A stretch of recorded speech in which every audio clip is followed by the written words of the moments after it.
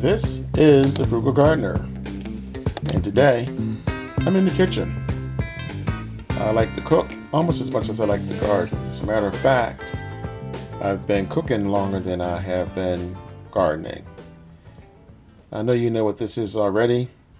These are elephant garlic, and some of them are regular garlic that I harvested in the spring from my garden.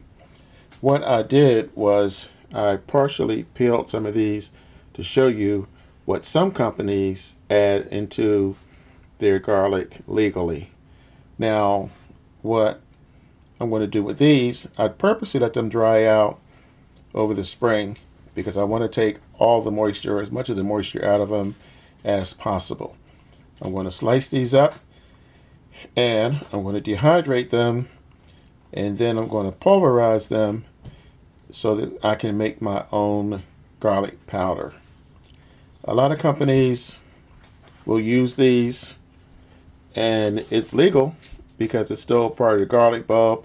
They clean them up, of course, and in some cases wash them or maybe even bleach them. But a lot of people don't realize that some of their garlic can come as far away as China. This is a pretty simple process.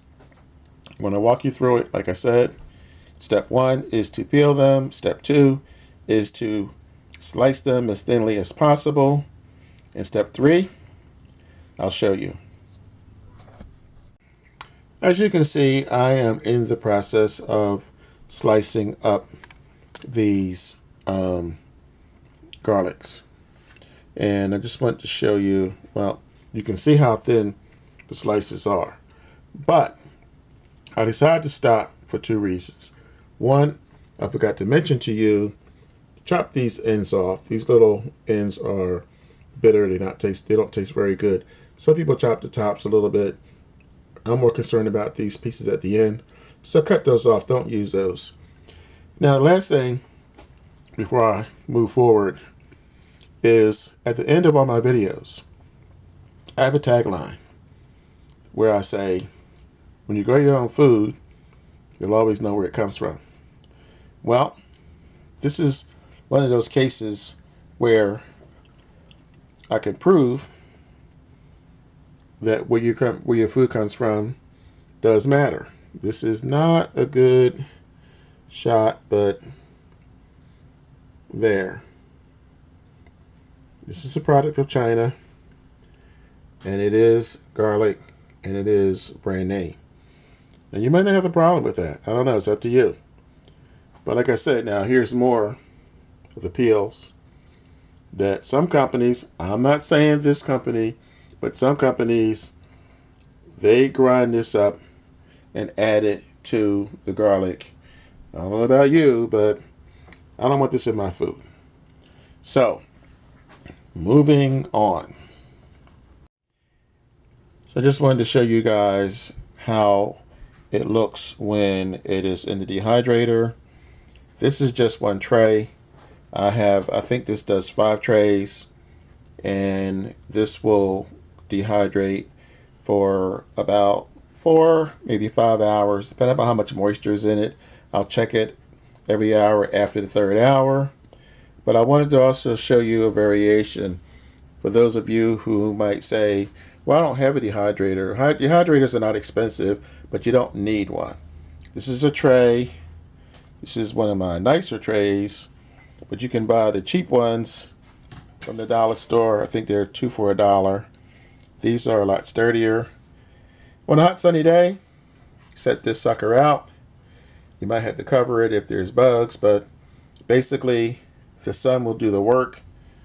You don't have to use any power except for sun power, and you'll get the same result.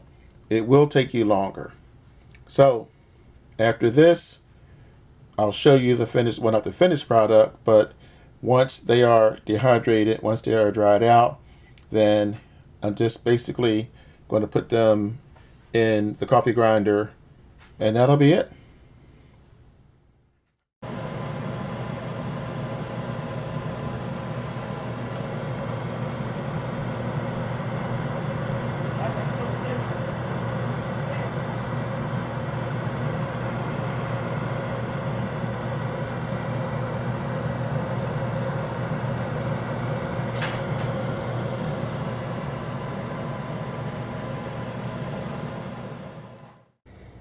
So here we are. This is after, it probably took me around 7 hours. I turned this off because I went out and I don't like to leave these kind of things on when I'm out of the house. Anyway, you'll notice that a few of these are darker than the others. The moisture content and the humidity and the speed. Those are the three things that are going to determine how long it's going to take for you to get these done.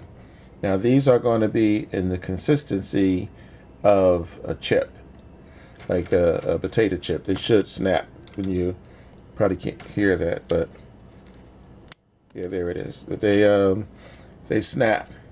And so now these will go into my coffee grinder, which I use for banana peels and a bunch of different things in the garden. They cost about $8.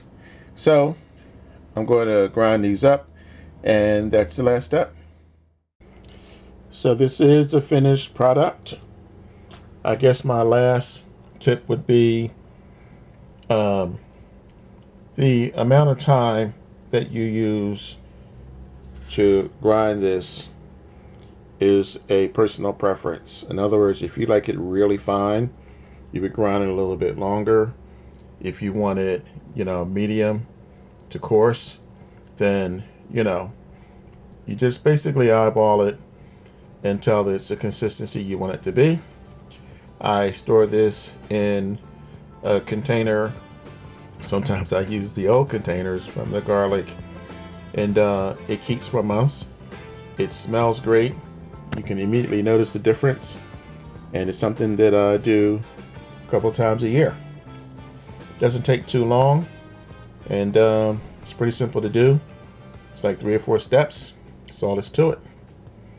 This is the Frugal Gardener. Hope you guys give this a try, and I'll see you in the next video.